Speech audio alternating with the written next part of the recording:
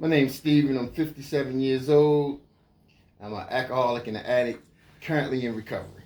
How long you been in recovery, Steve? I've been in recovery now for 8.5 years. 8.5 years? Yes. Cool, cool. So how's life today, Steve? Life today it's amazing. It's amazing. Compared to life in addiction, life as an alcoholic, life as basically a madman. Not life existing. You know, thinking that I'm doing something and I'm really not. I'm just destroying everything and myself and everything around me. Okay. Where you from originally, Steve? From Baltimore City. Baltimore City? Born and raised in Baltimore? Yes. Okay, all right. So what was it like for you? What was life like in Baltimore? As a child growing up, life was good. You know, I was raised with a mother, father, 2 brothers, 2 sisters. Basically, I would say what would be considered, in a sense, normal. Normal? Yes. Okay. All right, so what kind of student were you? How did you do in school? What'd you do like outside of the house? What some of the activities you were involved in when you were younger? Just regular things. School was good. I didn't have any type of learning deficits or anything like that, so I was able to follow and keep up and even, you know, advance. I was always in the gifted classes in school. And outside of school, just basically did normal things, you know, played in the woods, built go-karts.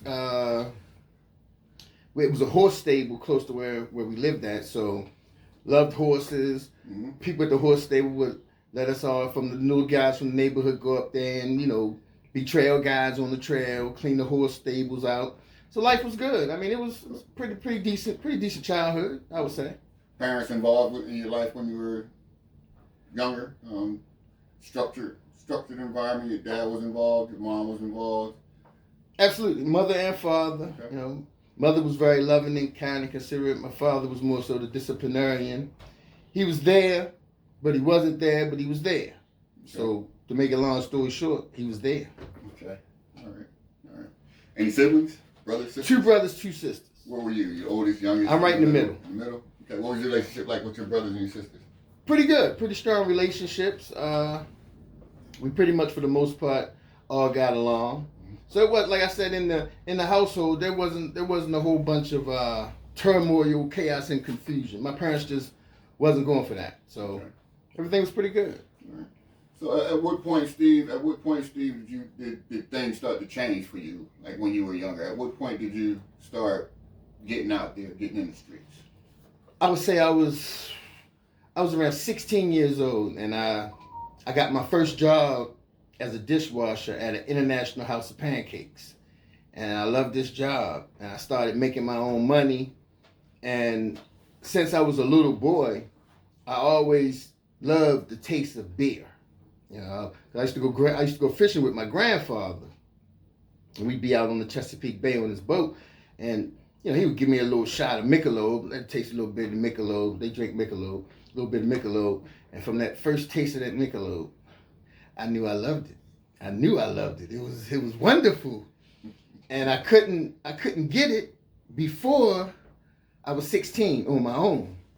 So I got a job at this International House of Pancakes, and I was working 11 to 7 at night on the weekends, and I had time, and I could go to the store and get one of the older guys in the neighborhood to get me a 6-pack. Now, me and my little homeboys, and that's where it began. That's where the saga began. Okay.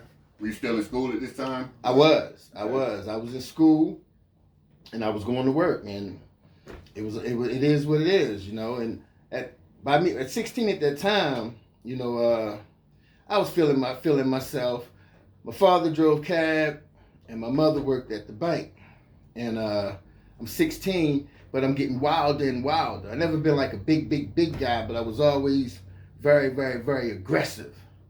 And at some point, me and my father came to a clash. We just bumped heads real bad. I think I was about maybe 16 and a half by then. I pulled a gun on him.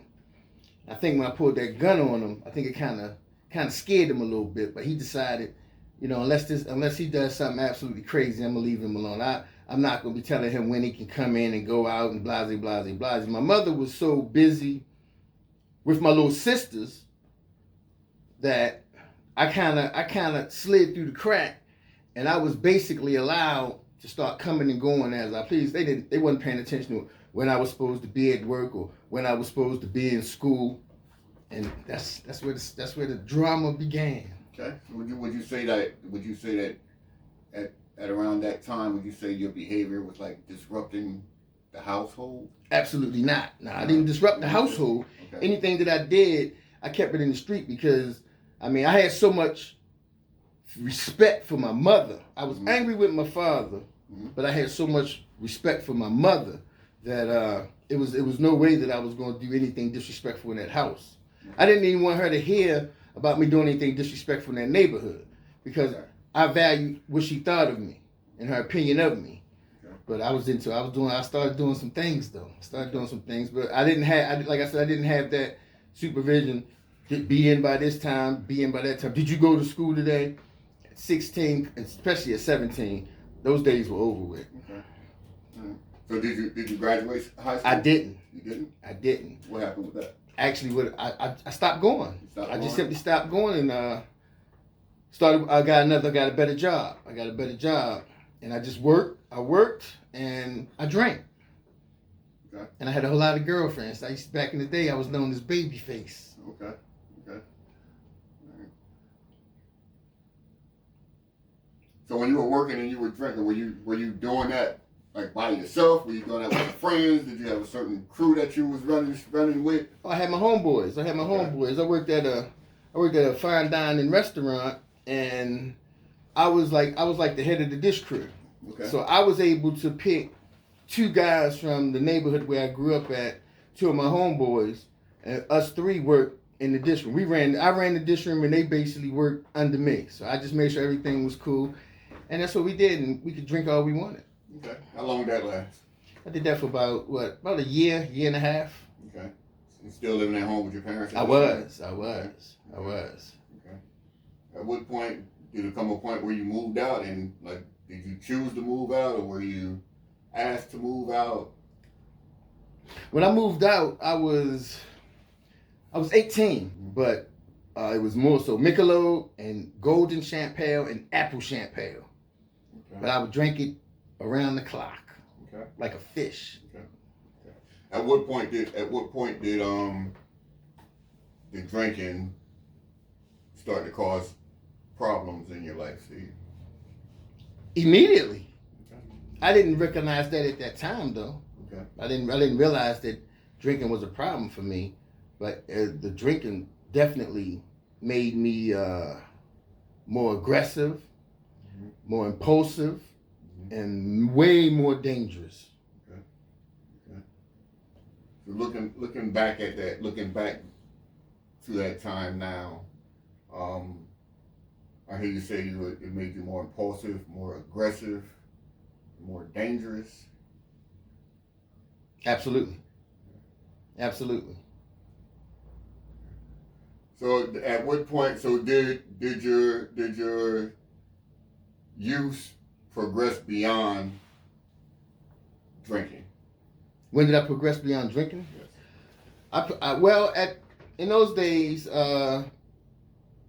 nobody. I didn't know that cocaine was bad. I don't think really anybody thought that cocaine was that bad. And I had, in the neighborhood where I grew up at, there was a whole lot of intravenous drug use. I hated needles, so I think that kept me away from the coke and the dope for a long time, because I just couldn't. I wasn't shooting no needles in my arm. That was out the question. Like I said, I didn't like weed, but everybody started doing this thing called freebase. And tried it once, knew that I liked it, and over a course of several months, wound up doing it a couple more times, and then before you know it, I'm actually going to get it, or suggest